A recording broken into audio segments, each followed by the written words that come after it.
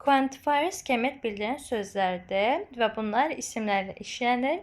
Birincisi many'dir. Mənası çox, çoxlu deməkdir və sayılan cəm isimlərlə işlənir. Məsələn, many students, çoxlu tələbələr. Və many təsdiq, inkar, sual cümlələrində işlənə bilər. Heç bir məhdudiyyət yoxdur. Lakin biz onu yalnız isimlə işlədə bilərik, feillə işlənmir. Məsələn, I have many students, mənim çoxlu tələbələrim var. Amma mən deyə bilmərəm ki, I talk many, mən çox danışıram. Bu zaman biz many'dən istifadə edə bilmərik. Daha sonra isə much. Much da many kimi eyni mənanı verir, çox, çoxlu. Amma arasındakı fərq odur ki, biz many'ni sayılan cəm üçün istifadə edirik, amma much'ı isə sayılmayan tək isimlər üçün istifadə edirik. Məsələn, much water, çoxlu su və yaxud da ki, much advice, çox məsləhət. Və yenə bunu da sual, təsdiq, inkar cümlələrində işlədə bilərik.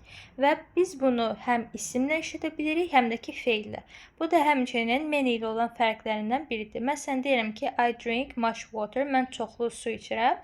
Və deyirəm ki, I talk much, mən çoxlu danışıram, çox danışıram bu şəkildə. Daha sonra isə a lot of. A lot of da many və much kimi deməli, çox, çoxlu mənasını verir. Amma onların biri sayılan cəm üçün istifadə olunur, digəri isə sayılmayanda. Amma a lot of həm sayılan cəmlə, həm də ki sayılmayan təkli işlədə bilər. Məsələn, deyim ki, a lot of teachers, çoxlu müəllimlər və deyim ki, a lot of advice, çoxlu məsləhət. Və bunun many və much'ın bir fərqi də odur ki, biz bunu yalnız təsdiq cümlələrdə işlədə bilirik. Yəni, inkarda və sualda işlətməyimiz mümkün deyil. Məsələn, deyirəm ki, there are a lot of books on the table. Masada çoxlu kitablar var. Və testdə ən çox istifadə olunan məqamlardan biri budur ki, biz a lot of-u isimlə istifadə edirik, amma a lot-u isə feillə. Yəni, bir növ feillə işləndikdə o hissəcik düşür.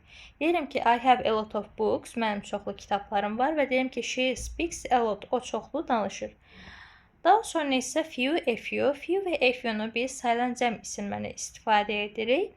Amma arasında məna fərqi var. Few az deməkdir, bu mənfi mənadadır. A few isə bir neçə deməkdir, bu isə müsbət mənadadır.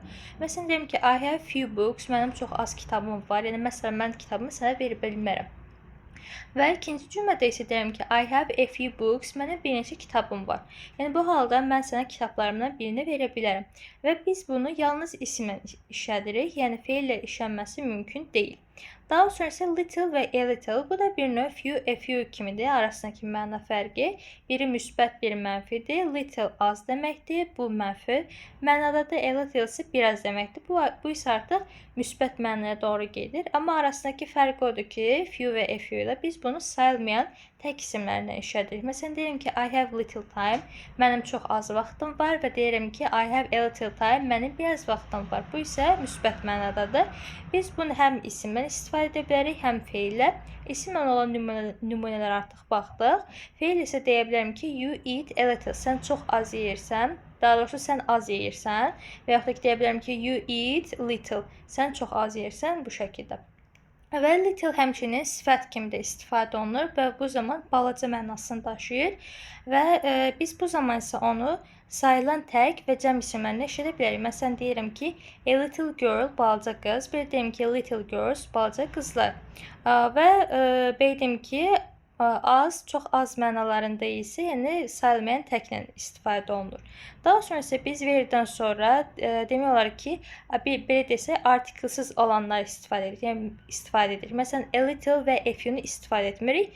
Burada istifadə olunur much, many, little və few və həmçinin verdən də to bir-birinə bərabərdir. Onlardan sonra isə artiklları işlətdiyimiz deyə bilərik, yəni a few və a little və bu zaman həmçinin some.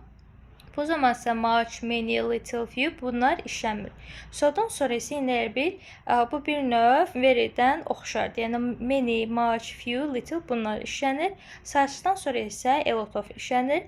Daha sonra isə bizdə dedim ki, bəzi sözlər yalnız sayılan təklərdən istifadə olunur, bəziləri isə sayılan cəmlərdən, yəni bəziləri isə sayılmayanlardan və elələr də var ki, yəni hər ikisindən istifadə olunur. Məsələn, əgər ki one bir rəqəm gələrsə, each, every bu tipi sözlər gəlsə, biz bunlardan sonra sayılan tək istifadə edirik. Sonra birdən böyük rəqəmlər, ədədlər olduqda isə biz bu zaman sayılan cəmlərdən istifadə edirik. Daha sonra both, a couple of, a few, several, many, a number of.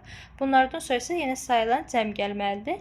Daha sonra isə much, a little və yaxud da ki, məsələn, little, a great deal of. Bunlardan sonra sayılmayan tək istifadə edirik. Daha sonra isə həm sayılan cəm, həm də ki, sayılmayan təklərdən istifadə olunanlar var. Məsələn, no, some, any, a lot of, lots of, plenty of, must, all və s. bunlardır. Həmçinin nümunələr də var.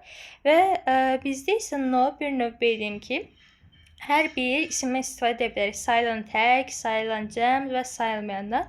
Bunlar isə həmçinin topluda, yəni bir neçə sual var. Daha sonra isə bizdə var so do I və neither do I və deməli biz bunları yenə nə isə bildim ki, fikrimizi bildirdikdə və yaxud da ki, nə isə həmçinin bizim edib etmədiyimizi göstərmək üçün istifadə edirik. Məsələn, so həmçinin deməkdir və biz burada cümlə quruşu necədir? So üstəgəlsin köməkçi feil və yaxud da ki, modal feil. Sonra isə mübtədamız gəlir. Köməkçi feillərimiz yəni to be-nin formaları ola bilər. Məsələn, am, is, are, was, were, shall be, will be. Daha sonra has, have, had, do, does, did bunlardır. Və burada isə məsələn nümunə var ki, I was angry, mən əsəbi idim və deyim ki, so was she. O da həmçinin. Və burada nədir? So, üstəgəlsin köməkçi feilimiz, daha sonra isə mübtədamız olur. Və biz sonu yalnız təsdiq cümlələrdə istifadə edirik. Və daha sonra isə neither da, yəni cümlə quruşu eynidir. Neither, köməkçi feil və yaxud da ki, modal feil, daha sonra isə mübtədamız. Bunun mənası həmçinin deməkdir. Amma ki, biz neither olan cümlədə ikinci inkarı işlətmirik. Çünki onun elə özü inkar deməkdir. Məsələn, deyim ki, I can't speak Japanese. Mən Yapon dilində danışa bilmirəm və deyim ki, neither can he. O da danışa bilmir. Daha sonra demək bizim cümləmizdə to be varsa və burada həm şəxsimizə diqqət etməliyik, həm zamanımızı. Əgər ki, indiki zamanda verilibsə, biz am, is-ardan istifadə edirik, yox keçmişdəsə was, were, gələcəkdə isə deməli shall be, will be bunlar olur.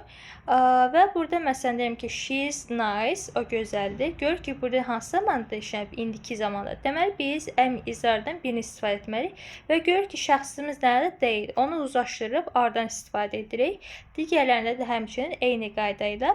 Daha sonra isə deməli modal feil varsa, modal feilin eynisi olmalıdır və burada has, have, had to istisnadır. Məsələn, can istifadə olunubsa can olmalıdır, may olmalıdırsa may olmalıdır. Məsələn, deyim ki, I can ride a bike, mən velosiped sürə bilirəm və deyim ki, so can she, o da sürə bilir. Deyim ki, I can't ride a bike, mən velosiped sürə bilmirəm, neither can she, o da sürə bilmir. Deməli, burada heç bir şey dəyişiklik etməliyik. Amma deməli, cümləmizdə have to, had to və yaxud da ki, has to varsa, bu zaman köməkçi feillərdən do, does, diddən istifadə edirik.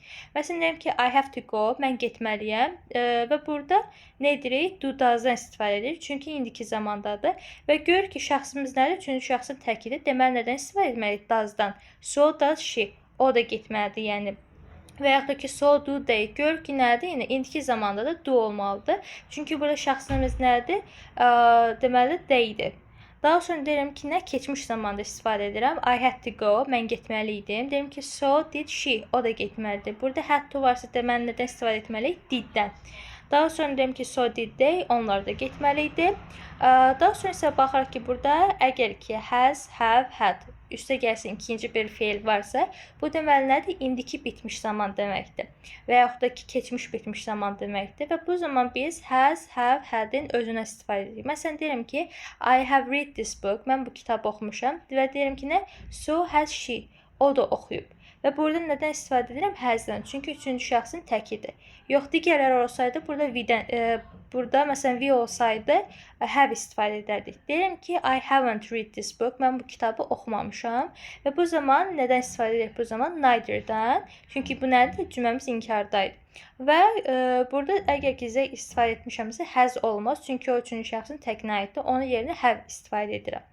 Və yaxud da ki, əgər cümlədə has, have, had-dən sonra əgər to gəlibsə, deməli biz başa düşdük ki, bu modaldır və o modal olduqda isə biz do, does, diddən istifadə edirdik.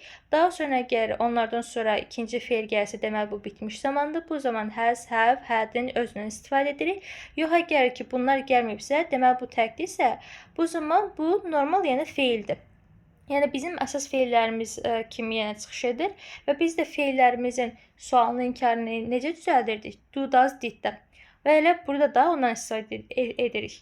Məsələn, deyirəm ki, I have a book. Mənim bir kitabım var və bu zaman deyirəm so does he.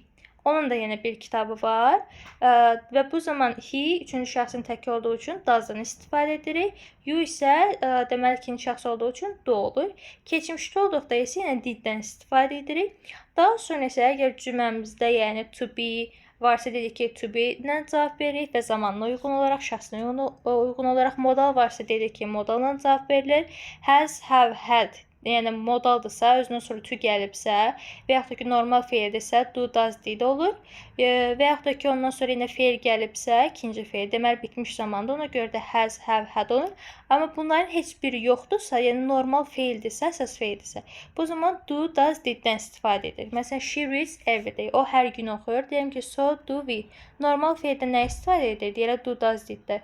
Gör ki, indiki zamandırsa ya do olur, ya does və gör ki, üçüncü şəxsin təki deyilsə, deməli do olur.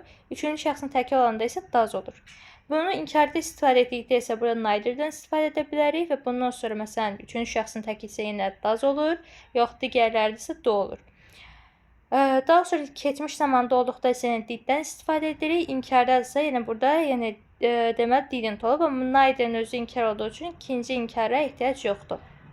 Daha sonra isə deməli bizdə so, also, to bunlar hər bir həmçinin deməkdir və təsdiq cümlələri işlənir. Amma aradakı fərq nədir? So cümlənin əvvəlində işlənir. Məsələn, so do I, also ortada oxuyur. Mən deyirəm ki, I also read. Mən həmçinin oxuyuram. Sonra to deməli cümlənin sonunda işlənir. I read to, mən də həmçinin oxuyuram bu şəkildə. Deməli, either-də, neither-də hər ikisi inkarla bağlıdır. Amma either cümlənin, inkar cümlənin sonunda işlənir. Amma neither-lər özü inkar olduğu üçün biz ikinci inkarı işlətmirdik və o cümlənin əvvəlində işlənir. Məsələn, deyirəm ki, she can't speak Japanese. O Yapon dilini danışa bilmir. I can't either. Mən də danışa bilmirəm. Daha sonra isə bizdə but var. But'ın deməli yenə bir tərəfi təsdiq, bir tərəfi inkar olmalıdır. Burada təsdiq birinci tərəfdə də ola bilər, ikinci tərəfdə də, inkar isə həmçinin birinci tərəfdə də, ikinci tərəfdə də ola bilər. Amma bir tərəfi mütləq təsdiq, digər tərəfi isə inkar olmalıdır. Deyirəm ki, I can't understand this book. Mən bu kitabı başa düşə bilmirəm. But she can. Amma o başa düşə bilir. Bu şəkildə olur. Daha sonra isə bizdə bəzi feillər var ki, onların indiki və keçmiş zamanı eynidir. Yəni biz bu zaman id şəkilçisindən istifadə etmirdik. Və baxır ki, hansılardır? Cut, put, let, read, cost, burst bunlardır. Və biz bunun indiki zamanda və yaxud da ki, keçmiş zamanda olduğunu necə başa düşürük? İndiki zamandadırsa, yəni üçüncü şəxsin təkindədirsə, bu zaman S-dən istifadə edirik və bu zaman do, does-dan istifadə edirik. Məsələn, she reads və deyirəm ki, so do I və yaxud da ki, so does he. Yox, keçmiş zamandadırsa, deməli sonunda S olmur. Çünki S hansı zamana aiddir? İndiki zamana. Və deyirəm ki, she read, deyirəm ki, so did I bu şəkildə. Və never, no, no longer, no, no more, hardly, neither of bunlar inkarlıq bildirdiyi üçün cümlədə ikinci inkar işlətməməliyik və cümləmizdə biz mütləq ki, mübtədamıza və onun xəbərlə müsaşmasına diqqət etməliyik. Yəni, burada ola bilər ki, birinci bizim ilk cümləmiz məsələn, burada reads olub, üçüncü şəxsin təkidir. Amma biz cavab verdiyimiz cümləyə baxmalıyıq ki, onun mübtədası hansıdır? Məsələn, so does he demişəm. Burada he üçüncü şəxsin təkidir. Yəni, mən burada does-la cavab verirəm. Yəni, bunun ilk cümləmizin əlaqəsi yoxdur. İkincidə isə deyim ki, so do we. Burada da we var. Burada mütləq ki, do istifadə etməliyik. Çünki burada mübtədamızla uzlaşmalıdır. Yəni, baxmayaraq ki, bizim ilk cümləmiz she reads a lot. Burada s var. Amma biz deməli, onun növbəti quracağımız cümlədə yəni əlaqələndirmir. Əsas orada baxır ki, hansı zamanda ona diqqət edirik. Amma ki, cavab verəndə isə əsas mübtədamıza baxır ki, does-dan yoxsa do-dan istifadə etməliyik və yaxud da ki, başqa nədənsə.